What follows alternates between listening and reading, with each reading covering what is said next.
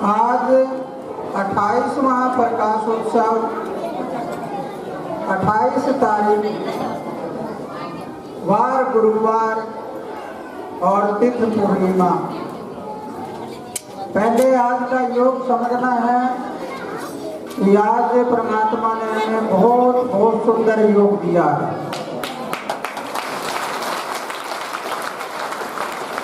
अगर हम इस योग को समझते और जानते हैं तो सबसे पहले हमें ये सोचना है कि गुरुवार जो होता है वो हमारे ज्ञान का होता है। हमारे यहाँ पर गुरु स्थान होता है और आकाश में पूर्व और उत्तर कोणा यानी ईशान कोण में आकाश का ग्रह वहाँ होता है और नीचे वाला ग्रह हमारे शरीर में यहाँ होता है और हमारे घर के उत्तर और पूर्व कोण में वो देववासा होता है। तो आज हमें समझना और जानना है कि आज अगर हम इस कार्यक्रम में आए हैं तो जाते वक्त हम क्या ले जाएंगे। अगर सही भावना से, सही विचार से और अच्छी नीयत से अगर विचार करोगे और सोचोगे तो आज बहुत कुछ मिलने वाला है। लेकिन साथ संगति ये बात और समझना है, आपको जानना है कि आज से हमारा 28वां प्रकाश उत्सव की तैयारी हो गई। 28 मना लिया गया, अगले 28वें वर्ष की तैयारी हो गई कि हमारे आश्रम को 28वां वर्ष लग चुका है। और 28 का जोड़ जब हम देखते हैं तो 10 बनता है, 10 का 1 बनता है। एक नंबर हमेशा एक ही रहता है, एक परमात्मा है।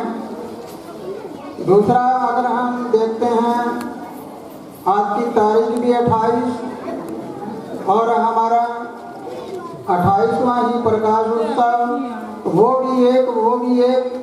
फिर हम देखते हैं पूर्णिमा को तो वो गुरु पूर्णिमा, उधर देखते हैं तो गुरु का ही वार। यानी आज सारी चीजें हैं वो गुरु की है। इसलिए तुम अपनी अज्ञानता को दूर भगा दो। तुम्हारे भीतर कोई अज्ञानता है, तुम किसी बीमारी से पीड़ित हो, घर में टोटा है या किसी प्रकार की परेशानियां हैं, आज उनको बाहर निकाल दो। और आपको ये भी आज शायद समझ आई होगी कि हमारा कार्यक्रम बाहर होता है, आज अंदर क्यों हुआ। इसके बारे में हमें परमिशन लेनी थी, वो नहीं मिल पाई, इसलिए आज हमने सोचा अपने घर में अंदर ही कर लेते हैं। तो आज इस हॉल में भी आज पहली बार तुम्हारा कार्यक्रम हुआ है। 28 जनवरी का लगभग बाहर होता है, भवन में नहीं होता। तो इसलिए भवन भी गुरु का, वार भी गुरु का और तिथि भी गुरु का। और ये 28वां प्रकाश उत्सव है, इसी का भी अंक है, वो भी गुरु का।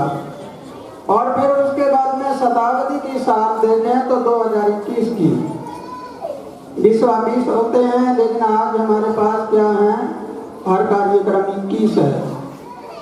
अगर इस फार्मूले को, इसको अगर आपने समझ लिया इस सूत्र को, तो आज तुम्हारे पास सब काम एक ही नंबर होएगा। लेकिन समझ तुम्हारी अपनी है, तुम कितना समझ पाओगे इस बात को। एक प्यारी साथ संगति, आज कुछ हमारे जो प्रेमी जन हैं वो आए हैं, जो कई सालों से भी आए हैं और वो भी यहाँ बैठे हैं जो आज से 26-27 साल पहले से आ रहे हैं। लेकिन शायद आज तक मेरे बारे में उन्होंने पूरी जानकारी नहीं ली होगी, उन्हें सोचा भी नहीं होगा। वो सोचते हैं सिर्फ एक संत महात्मा के रूप में, सोचते हैं भगवान कपड़े वाला होगा, सोचते हैं हमने गुरु धारण कर रखा है, बस इतनी बात समाप्त हो जाती है। लेकिन आपको आज अवगत कराना चाहता हूँ, क्योंकि जब तक कि आपके अंदर अंधेरा है तब तक के लिए उजाला नहीं हो पाता, तुम किसी बात को जान नहीं पाते। ये शायद सबको पता होगा कि ये आश्रम किसी दूसरे आश्रम से निकला हुआ नहीं है, किसी की शाखा नहीं है।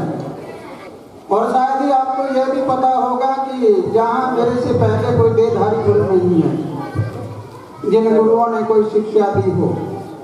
लेकिन तुमने ये भी सुना होगा कि गुरु के बिना कभी ज्ञान नहीं होता। लेकिन कभी तुमने ये भी सोचा होगा कि जब गुरु के बिना ज्ञान नहीं होता तो हमें जो ज्ञान देने लग रहे हैं वो ज्ञान कहाँ से आता है? शायद विचार भी नहीं किया होगा तुमने इसके ऊपर। तो जब इस बात को लेके चलते हैं कि जब बिना ही किसी गुरु की शिक्षा के और बिना ही किसी पुराने ग्रंथों के, वो भी नहीं कि पुराने ग्रंथ पढ़कर ज्ञान देता हूँ कि कबीर साहब ने ऐसे कहा, गुरबानी में ऐसे लिखा है, बाइबल में ऐसे है, गीता में ऐसे हैं। अगर हम सभी बातों को देखते हैं तो न पुराने ग्रंथ, न कोई देहधारी गुरु, और उसके अगले चरण में अगर हम चलते हैं तो गृहस्थ में, अपने घर में बेटे पोतों में रहकर, उससे आगे चलें तो हमारे अपने गांव में, जन्मभूमि में रहना। आपने शायद विचार किया होगा और सोचा भी होगा कि जब किसी संत महात्मा ने अपना रूप पलटा या अपना जीवन पलटा, तो उस जीवन में जब उसने संत मत धारण किया तो संत मत धारण करने के बाद घर में उनकी नहीं बनती और घर छोड़ के चले जाते हैं। और घर से जाने के बाद में लगभग यही सुनने में आता है, कहते हैं 12 साल तपस्या करके और फिर गांव में आते हैं। और आते पहले कि भाई वो फला महात्मा बन गया और 12 साल बाद में आया है, तपस्या करके आया है। तो जरा मेरे बारे में भी सोचो, मैं कहाँ गया? क्या मैंने घर छोड़ा? क्या मैंने गांव छोड़ा? तो मैंने छोड़ा क्या है? लेकिन हूँ सन्यासी। थोड़ा सन्यासी का है, धारण सन्यास किया है। तो अपने गृहस्थ में हूँ, गृहस्थ में रह के फिर अपने गांव में हूँ। और गांव में रहकर पहला काम था मैं अपने घर को शांत करूं, घर को जोड़े रखूं। अगर मैं अपने घर को ही नहीं जोड़ सका तो मैं दूसरों को क्या शिक्षा दे सकता हूं? अगर मैं खुद गृहस्थ जीवन में ना हूं तो मैं तुम्हें क्या बताऊंगा कि गृहस्थ कैसा होता है? अगर मैं अपने गांव में ना रहूं तो मुझे क्या पता गांव वाले क्या कहते होंगे। फिर चला मैं आसपास के गांव में, ग्वांड में। तो मेरा अपना विचार हमेशा ये रहा है कि मैं अपने घर को शांत रखूं, फिर मैं अपने गांव को शांत रखूं, फिर मैं गांव के ग्वांडी गांव हैं उन गांवों को शांत रखूं। लेकिन अब मेरा लक्ष्य है, उसके बारे में आप समझ लेना है। अब मेरा लक्ष्य है कि पूरे हिंदुस्तान को, पूरे देश को शांत रखूं। लेकिन मेरे प्यारे साथ संगत, आज मुझे तुम्हारी जरूरत है। मेरी जरूरत तुम्हें होती है सिर्फ बीमारी ठीक करने के लिए या कोई काम चलाने के लिए, तब क्योंकि मैंने गीता ग्रंथ में भी लिखा है कि यहाँ जो आने वाले शिष्य हैं वो 4 तरह से आते हैं। पहला तो वो आता है सिर्फ अपनी बीमारी के लिए आता है, उसको कोई मतलब नहीं होता कि प्रथम गति है या और कोई है कुछ हो, वो नहीं जानता इसके बारे में। उसकी बीमारी ठीक हो जाए वही परमात्मा होता है। अगर तुमने गीता ग्रंथ को पढ़ा है तो उसमें लिखा हुआ है, बहुत पहले लिख दिया था, ये 20 साल पहले लिख दिया था। उससे अगला आता है कोई धन के लिए, कोई काम चलाने के लिए, कोई फैक्ट्रियां चलाने के लिए, कोई कैसी है अभी हमारा ये काम हो जाए। वो काम हुआ और वो चलता बना, उनको कोई पता नहीं कि गुरु क्या होता है। तीसरा वो होता है जो और आश्रमों में जाते हैं और जाकर देखते हैं कि वहाँ क्या ज्ञान है, वहाँ क्या ज्ञान है, वहाँ से कैसा क्या होता है, वो महात्मा क्या करता है। वो थोड़े समय रहता है और थोड़े समय रहने के बाद वो फिर अपना वो चलता रहता है। और चौथे प्रकार का जो आता है वो केवल व केवल इस बात को जानने के लिए आता है कि मैं परमात्मा के बारे में जानूं और हकीकत में गुरु के बारे में जानूं कि सतगुरु क्या होता है। और हकीकत में संत महात्मा के बारे में जानो कि संत की परिभाषा क्या होती है। संत हकीकत में होते क्या हैं? संत तो हम घर में बैठे हो, हमारे पास कोई मांगने वाले आ जाए भगवा पहन के, हम उसी को भी तो संत कहते हैं। संत का मतलब होता है शीलता, संतोष, नम्रता और शांति धारण कर ली हो, उनका नाम होता है संत। और इसी के साथ साथ परम संत का मतलब होता है कि जो परमात्मा के घर से ही संत हो, यानी जन्म से संत हो। एक तो संत बनते हैं बाद में, अपना जवानी का जीवन निकाल दिया, बचपन का निकाल दिया, और बुढ़ापे में जाकर जब इंद्रियां काम करना बंद कर गई, हलन चलन रह गए, तब भगवान धारण कर लिया और मैं संत बन गया। लेकिन असलियत में ये होता है कि जो जन्म से ही संत व्यक्ति हो और परमात्मा के घर से ही संत बने हो, ऐसे संत महात्मा को परम संत कहते हैं, यानी परमात्मा के घर का संत।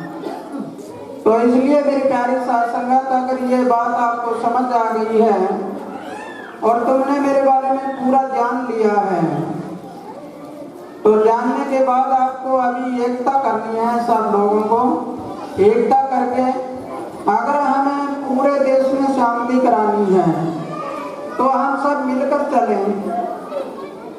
आपको विचार करना है कि 28 जनवरी 1994 को मैं अकेला था, और अकेले नहीं, आज जो भी तुम देख रहे हो अकेले से हुआ है, एक से, लेकिन एक के साथ एक था, और देहधारी मनुष्य नहीं, एक था, वो था जो ऊपर वाला। ऊपर वाले का निवास यहाँ पर होता है, यानी हमारी खोपड़ी में ज्ञान है, हमारी खोपड़ी में अनेक प्रकार की हजारों लाखों करोड़ों यादें भरी हुई है। तो इसलिए प्यारी साध संगत, अगर ये बात आपको समझ आ चुकी है और जान चुकी है, तो तुम्हें आज ये समझना और जानना है कि पूरी तरह से हम जिन बातों को ना समझ पाए तो उस बात को बार बार दोहरा कर देख लेना चाहिए कि हकीकत में है क्या। इसलिए अगर तुम इस बात को समझते और जानते हो, तो मैंने कहा किताबों में भी लिखा है, प्रवचनों में भी कहा कि मेरी गाई हुई कोई मत गाना। मेरी गाई गाओगे तो धक्का यमों की खाओगे, और मेरी खोजी खोजोगे तो अमर लोग को शोधोगे। जब मैंने अपने हाथ से शब्द लिखा है, अपने हाथ से इतिहास लिखा, अपने हाथ से ग्रंथ लिखा और लिख के ऊपर कांटा मार दिया, तो शायद आपको इस बात का ज्ञान है या नहीं वो तुम समझो। कि जब मैंने अपने लेख लिख के उसके ऊपर कांटा मार दिया, मुझे ये डर नहीं लगता कि तुम लोग मेरी किताबें नहीं पढ़ोगे, मेरा ज्ञान नहीं लोगे, तो फिर मेरी पोजीशन गिर जाएगी, मुझे पूजने वाले नहीं रहेंगे। लेकिन नहीं, कोई पूजा हो या ना हो, मुझे इस बात से कोई लेना देना नहीं कि मुझे लाखों करोड़ों लोग गुरु जी कहें। मुझे इस बात से लेना देना है कि मैं सबको आपको मेरे जैसा बना दूं, मैं अपने जैसा बनाकर जाऊं तो, लेकिन ये भीड़ इकट्ठा करते नहीं। तो प्यारे साध संगत जी, ये बात और समझना है आपको कि परचून की दुकान में बहुत भारी भीड़ होती है और लाइन लगी होती है, लेकिन जमरे की दुकान में कभी शायद भीड़ नहीं देखी होगी आपने। लेकिन जमरे का काम है वो परचून की दुकान से बहुत बड़ा होता है, वहाँ व्यापार कुछ और होता है।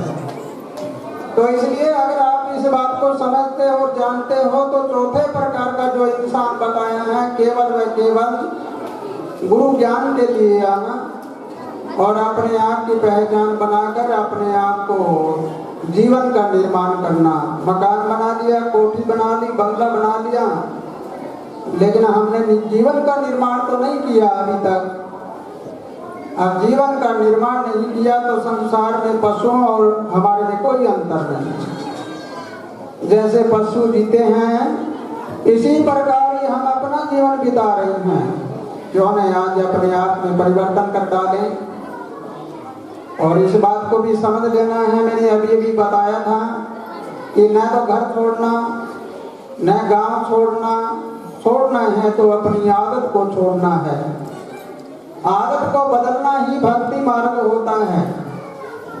एक भी पौधा है, इधर से उखाड़ कर इधर लगा दो, दूसरी जगह लग जाएगा वो।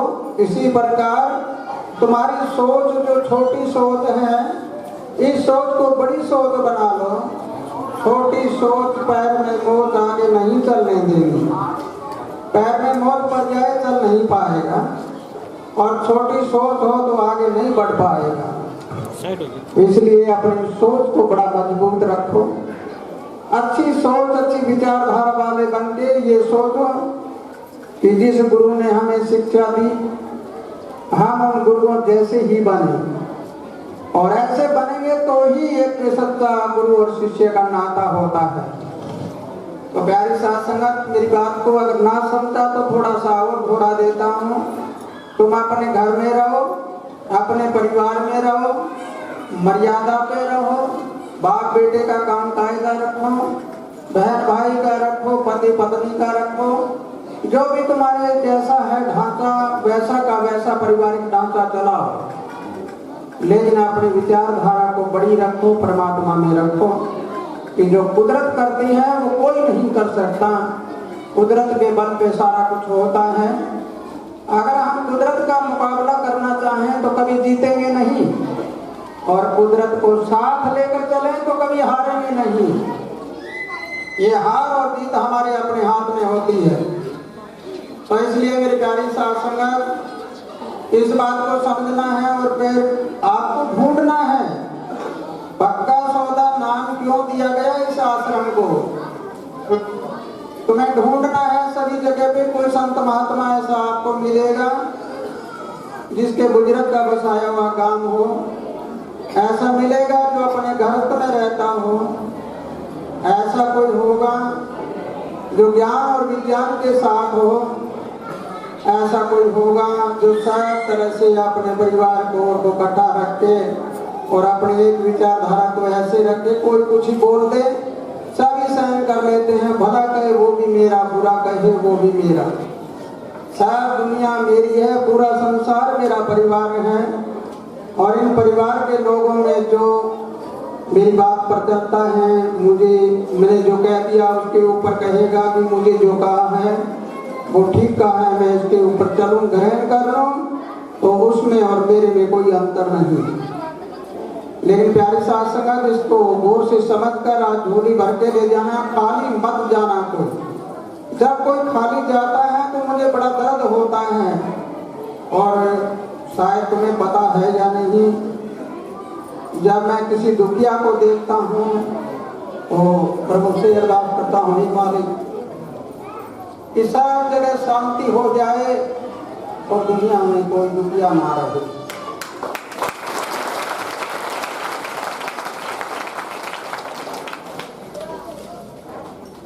ऐसी विचारधारा अगर तुम्हारे में आ जाए और तुम दुखिया को देख के आंसू आते हैं तुम्हें, लेकिन तुम्हें आते हैं अपने दुखों को देखकर। अपने दुख को रोती है दुनिया, लेकिन पराये दुख को नहीं रोती। अगर तुम पराये दुखों को रोने लग जाओ तो दुख चला जाएगा और सुख आ जाएगा। तो इसलिए प्यारी साथ संगत, आज खुशी का समय है, लेकिन जो देश की हालात हो रही है इसको देखते हुए भी हमें भारी चिंता है कि देश का हालात आज बिगड़ा हुआ है। ये क्या हो रहा है, इसको कैसे समाया जाएगा? अब आपकी जरूरत है मुझे कि आप सब लोग अपने घरों में शांति से रहकर शांति का प्रचार करना शुरू कर दो जगह जगह पर। किसी घर में तनाव ना हो और कोई भाईचारा ना बिगड़ जाए, देश में किसी का वाद विरोध ना हो, जातिवाद धर्मवाद सब समाप्त करके सब एक हो जाए, और फिर देखो क्या आनंद होगा। तो इसलिए प्यारे साथ अभी गौर से सुनना है, जो भी आपको बताया जाए उसको बड़ा गौर से सुनना है कि हकीकत क्या है दुनिया में।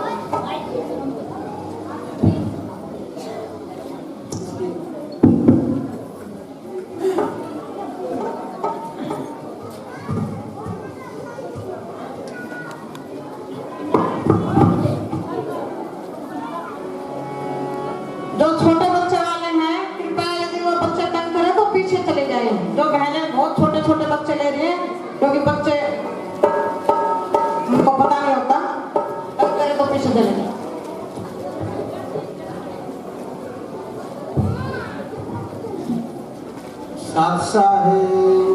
साहेब गुरु तेरे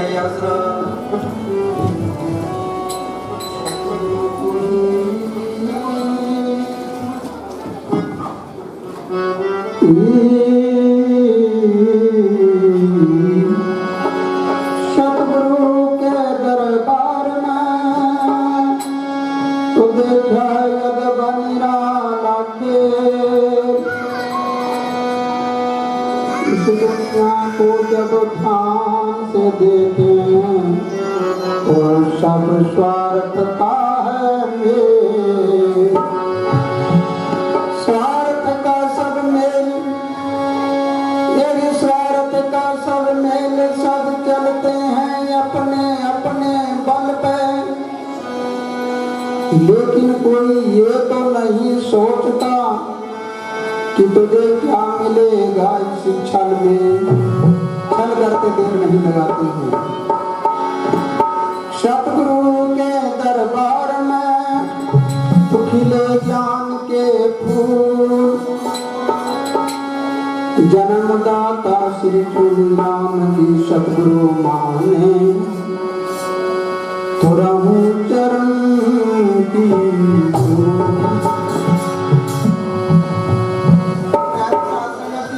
तुम्हें सोचना और समझना ये है कि शब्द क्या चीज होती है उसके बारे में समझना है और गुरु क्या होता है।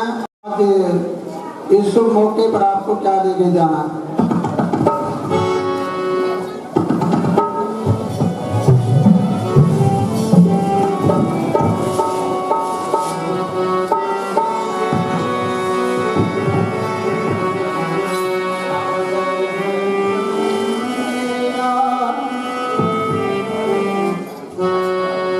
शब्द है सतगुरु मेरा, शब्द है आशा, शब्द है सतगुरु मेरा,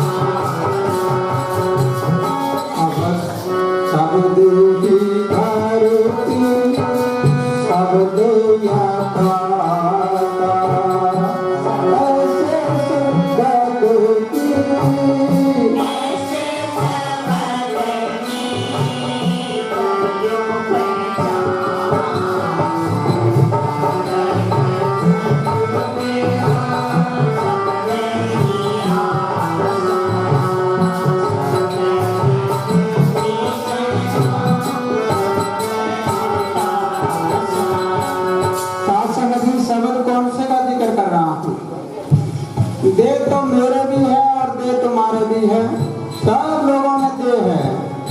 और जहाँ शब्द का जिक्र करते हैं तो बड़े लिखे सब प्रेमी जनों को पता है कि व्याकरण में 2 या 2 से अधिक अक्षरों के मेल को शब्द कहते हैं।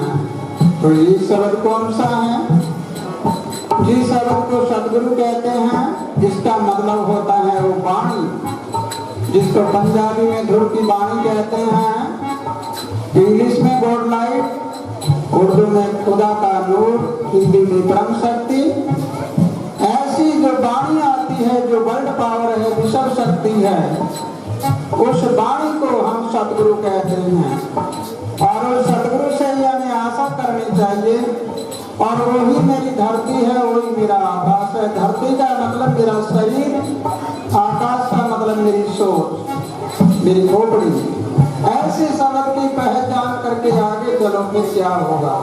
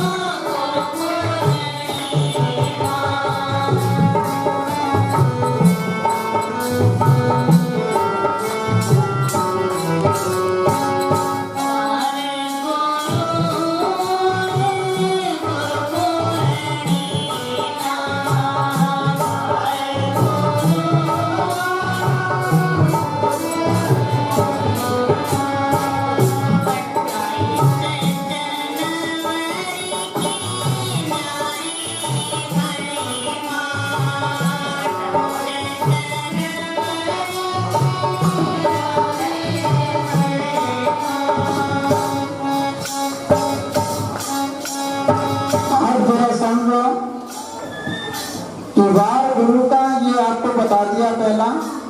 वार गुरु का और पूर्णिमा है, जरा सुनो कैसे।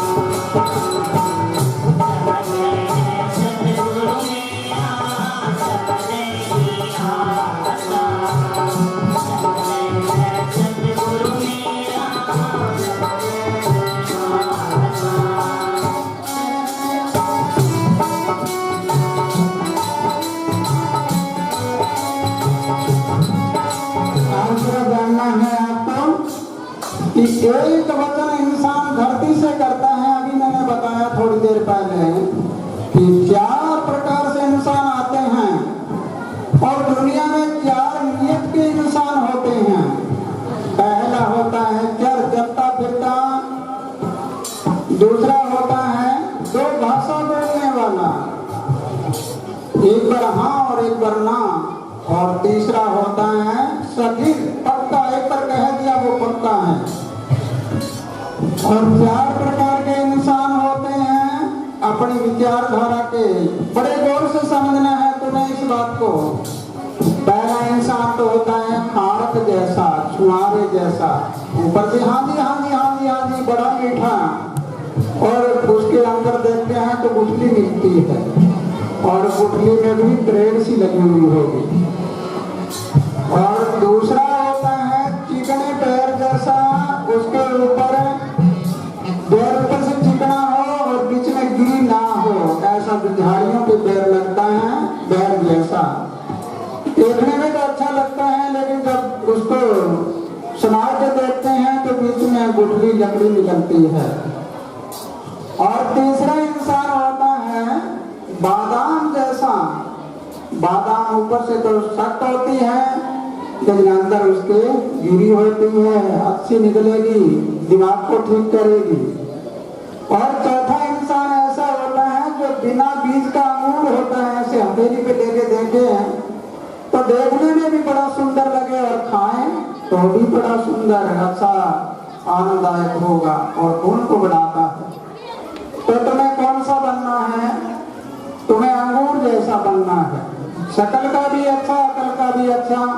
मेरे पास कई आते हैं, कोई बुरा मत मानना मेरी बात का। मैं जब शकल तो देखता हूँ तो मुझे लगता है हाँ हाँ शकल का तो बहुत अच्छा बच्चा है ये, लेकिन बच्चे की नीयत देखता हूँ, तब देखता हूँ तो वो उसी तरह चला जाता है।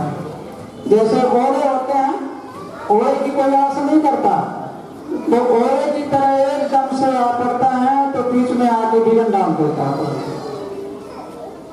ऐसा इंसान हमें कभी नहीं बनना। हमें अच्छी विचारधारा वाला बनना है। जैसी शकल हो वैसी अकल। लेकिन एक बात और याद रखना, ऊपर से भूरा रंग होगा तो अंदर से काला होता है वो, लेकिन भूरे रंग वाले डरना मत। ऊपर से काला रंग होगा वो अंदर से भूरा होता है, सफेद होता है अंदर से। लेकिन फिर मैंने पूरी जांच करके देखा कि मामला क्या है ये। जब दरख्त पतझड़ में सारे पत्ते झाड़ देता है तो मैंने उसको खोद के देखा तो वो हरियाली है वो अंदर चली गई। इसी प्रकार इंसान के रंग है वो अंदर चला गया। तो फिर मैंने विचार किया कि भूरे रंग वाले और काले रंग वाले दोनों को मैंने मिलान करके देखा, तो जिसके संस्कार भूरे हों जन्म से, वो भले ही ऊपर से काले रंग का हो, अंदर से वो अच्छे संस्कार वाला पूरा होता है। और जो भूरे रंग का है उसके संस्कार अगर अच्छे हैं तो फिर वो भूरे रंग वाला ऊपर से भी भूरा और अंदर से भी भूरा, यानी उस अंगूर जैसा, बिना बीज वाले अंगूर जैसा होता है। शकल का भी अच्छा और अकल का भी अच्छा। और काले रंग वाले के अगर संस्कार काले हो तो ऊपर से भी काला और अंदर से भी काला। इस बात को बड़े गौर से समझना और जानना है ताकि तुम्हारे जीवन मंगलमय हो जाए। तो प्यारे बच्चों, आप सुनो आगे कि वचन हम किससे करते हैं? धरती से। ये शरीर है, इससे वचन करते हैं और एक हम आकाश से करते हैं। जो यहाँ से वचन करेंगे गुरु लाइन का, वो वचन से कभी नहीं डिगेंगे। और केवल धरती से वचन करेंगे, वो अपने देह से संबंधित जो चीजें होती है उनके लिए वचन करते हैं। तो तुम्हें तो पक्का वचन करना है आज। जरा कैसे?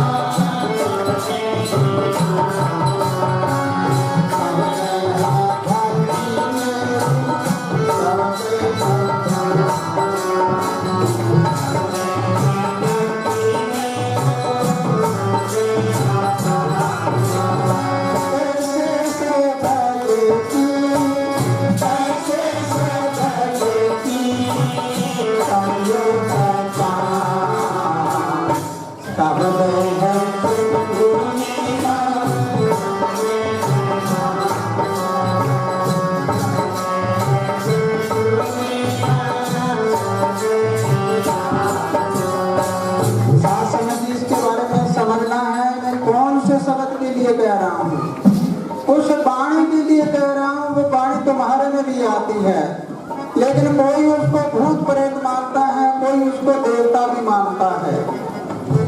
अगर मेरी बात नहीं मानते हो तो तुम भगवान कृष्ण की गीता है उसमें भी पढ़कर देख लेना। उन्होंने भी कहा कि अगर तुम मुझे भूत मानेगा तो मैं भूत हूँ, देवता मानेगा तो मैं देवता हूँ, अगर मुझे परमात्मा मानता है तो मैं परमात्मा हूँ। तुम्हारे मानने पर है, तुम क्या मानोगे वैसा का वैसा हो जाएगा। लेकिन आपको एक प्रमाण बताता हूँ, पहले भी बताया था आपको, शायद जानते स्टेज पर बेटी सरिता खड़ी होएगी। अब इस बेटी को सामने देखो आप। अब ये सरिता है, जिस समय हमारे पास आई उस समय इसको पकड़ के ले आए थे। पता नहीं कितने शाणों को पिटाई कर दी होगी इसने। जय इससे मुख से सुनो एक बार, फिर आपको आगे बताता हूँ क्या है। सत साहेब गुरु मेरा ये आसरा, जो मेरे सतगुरु जी बोल रहे हैं वो बात बिल्कुल सच है। मैं आज इस स्टेज पे खड़ी हूँ वो सारी इनकी ही दया है। इन्होंने मुझे यहाँ पे लेके आए थे तो एक ही वचन किया था कि बेटी बन के रहेगी तो सब कुछ पाएगी और स्वार्थ में आएगी तो खाली जाएगी। तो मैंने अपने हृदय से यही वचन स्वीकार किया कि मैं हमेशा अपने सतगुरु के चरणों में लगी रहूं और बेटी बन के रहूं, जन्मों जन्मों तक मेरा साथ रहे, इनका साथ, और मैं इनके चरणों की धूल बन के इनके चरणों के पास रहूं। और मेरे को मैं जैसे हूँ आज, मेरा इतना कंडीशन खराब है, आपको पहले भी मैंने बताया है। आज मैं फिर से अवगत कराती हूँ आप लोगों को कि मेरे सतगुरु जी ने मेरे ऊपर दया दृष्टि बरसाई है। ऐसी मैं विनती करती हूँ अपने सतगुरु जी से कि अपनी सारी साथ संगत पे दृष्टि रखें और विनती बरसाएं। और मैं मतलब कि मेरा चलने का कोई वो नहीं था, एक मरे हुई जीव थी मैं। आज जैसे मैं बोल रही हूँ, चल रही हूँ, सब कुछ मैं मतलब डॉक्टरों ने भी मेरा ऑपरेशन बोल दिया था। सतगुरु जी ने मेरे को ये बोला कि बेटी ऑपरेशन कराने की कोई जरूरत नहीं है, मेरे साथ रहो, हमेशा आपका सब कुछ अच्छा होएगा। तो मैं अपने सतगुरु जी के चरणों में इसका मतलब समझना है आपको। एक प्रचार होता है, प्रचार नहीं हकीकत सामने है। जब डॉक्टरों ने मेंटल घोषित कर दिया इसको कोई दवाई नहीं, ये पागल है, और हमारे पास आने के बाद इसको कहा कि बेटे तुम अपना घर समझ लेना और कभी भी अपने नियम से मत डिगना। तो वो नियम अपनाने के बाद आज हमारे सर्वधर्म सेवा समिति की कोषाध्यक्ष है। दस्तखत इसके होते हैं, बैंक में साइन करते हैं, चेक करता है, इसके दस्तखत होते हैं। आज वही है ये पागल। और इसी तरह हमारा ये महात्मा धर्मदेव है, इसी को भी सांकड़ों से बांधा हुआ था और ये है।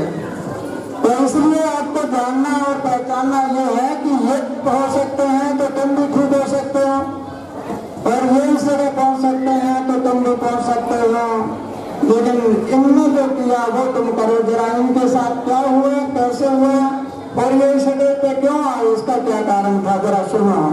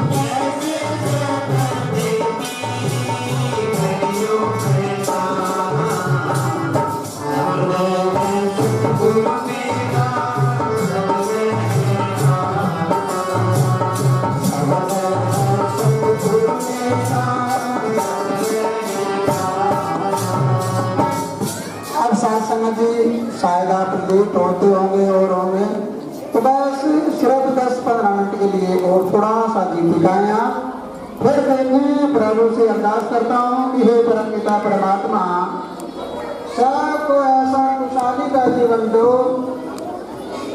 ताकि हर तरह से हर इंसान के घर में खुशहाली हो जाए। याद रखना, आपको कोई दुखिया नजर आता है, उस दुखिया को तुरंत आप कहो कि एक बार हमारे से मिले। लेकिन एक बात का और भी पता होगा, पहले भी कहा है आपको, कोई इतना गरीब आदमी है जिसकी लड़कियां भी जवान हैं और उसके पास कोई खर्चा देने का कोई साधन नहीं है, तो लड़की की शादी करना हो, ऐसा करना हो, तो भी आप हमारे से यहाँ से मिलिए। हमें क्या कहीं से कुछ लेना पड़े, हमें कोई व्यवस्था कैसे करनी पड़े, लेकिन उनकी लड़की की शादी में जो भी हमारे से होगा उसका बोझ उठाया जाएगा। कोई गरीब आदमी हो कहीं पे और उसके पास दवाई के लिए पैसे नहीं हैं, तो दवाई के लिए मरने नहीं दिया जाएगा, उसकी दवाई का खर्चा भी यहाँ से लगाया जाएगा। मेरे सारी संगत में ये सब तुम्हारा है, तुम्हें सोचना है कि अगर तुम सब मिलकर साथ दोगे तो हम पूरे हिंदुस्तान में शांति करा सकते हैं और सब जगह खुशियाँ हो सकती है। तो आप जरा सुनो, ये कर्म कमाई का मेल था, पूरा जन्म की कमाई थी और वो कमाई के कारण ये उल्टे हो रहे थे, पता नहीं कहाँ भटक रहे थे। भटका हुआ जीव यहाँ आया और आके ये स्टेज के ऊपर चढ़ गई। और एक इंसान अच्छा ढंग से जीने वाला है और वो आते हुए उसको 27 साल हो गए और वो पीछे पीछे बैठ जाता है। आप सोचिए क्या है ये। कई बार एक सवाल पैदा हो जाता है, हमारा प्रेमी यहाँ बैठे हैं, कुछ वो भी कहा करते हैं कि हम बहुत पुराने हैं, हम बहुत सालों से आते हैं, तुम क्या जानते हो गुरु जी के बारे में। तो हाँ, ये बात तो मैं मानता हूँ, पुराने तो हो, लेकिन पुराने कई चीज पुरानी होती है, उसकी गुणवत्ता बढ़ जाती है और किसी की घट जाती है। शायद को पुराना करें तो गुणवत्ता बढ़ जाएगी, गुड़ है इसको पुराना करें गुणवत्ता बढ़ जाएगी, बाजरी गुलार कणक वगैरह ये है, ये पुराना कर दो तो गुणवत्ता घट जाएगी। तुम कौन से हो? तुम्हें सोचना है तुम कौन से फल हो, कौन से तुम अनाज हो, कौन से धातु हो, क्या हो। ये अगर तुमने सोच लिया तुम्हें अपने आप की जानकारी हो जाएगी कि तुम कौन हो। जब तक तुम अपने आप को नहीं जानोगे तुम किसी को नहीं जान पाओगे, तो अपने आप को जानना जरूरी है। इसलिए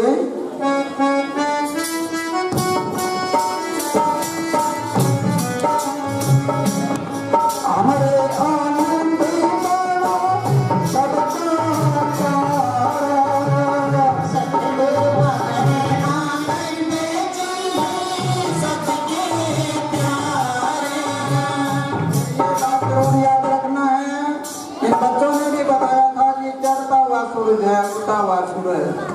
उगते हुए सूरज में और छिपते हुए सूरज में बहुत अंतर होता है, शायद पता भी होगा। जिस समय गुरु नानक देव जी धरती पे थे उस समय का और आज का कितना अंतर होगा। जिस समय साहेब कवि रविदास, गुरु जम्बेश्वर भगवान, दादू पंटू, ईसा मसीह, शैन भगत जी, मेहनत और बहुत से संत महात्मा जो हुए वो थे, उनमें और आज में दिन और रात का अंतर है। यही होने वाला है। आपको अवगत कराना चाहूंगा कि जब मेरे ये टोला जाने के बाद कितने भी गुरु आ जाएं तो प्रथम गुरु कौन रहेगा। लेकिन ये तुम्हें आज ध्यान नहीं है, कब ध्यान होगा। जिस समय गाड़ी निकल जाएगी फिर लीक पीटते रह जाओगे, डोर हाथ से छूट जाएगी, फिर कहोगे कि उस समय अगर ऐसा कर लेते तो ठीक होता, ऐसा कर लेते तो ठीक होता। लेकिन मौके पर तो ठीक नहीं हो रहा। अगर मौके पे समझ जाते हो तो सब कुछ ठीक होने वाला है। प्यारे साथ संगत जी, एक बात और याद दिलाना चाहूंगा, मेरा जीवन सिर्फ तुम्हारे लिए है। शायद तुमने कभी सोचा होगा या नहीं होगा कि मैं अपनी ऐसा मेरी के लिए कभी नहीं तो मेरा जीवन जिया आज तक और मैं अपना जीवन जीऊंगा। आज के बाद क्या जीऊंगा, अब तो मेरी उम्र बढ़ती हुई है, मैं बुढ़ापे में मैंने क्या है सब मेरी करनी है, जवानी में नहीं की। तो इसलिए इस जीवन का फायदा तुम्हारे लिए है, अगर तुम फायदा उठाओगे तो सब कुछ तुम्हें मिलने वाला है। इसलिए कहा हमरे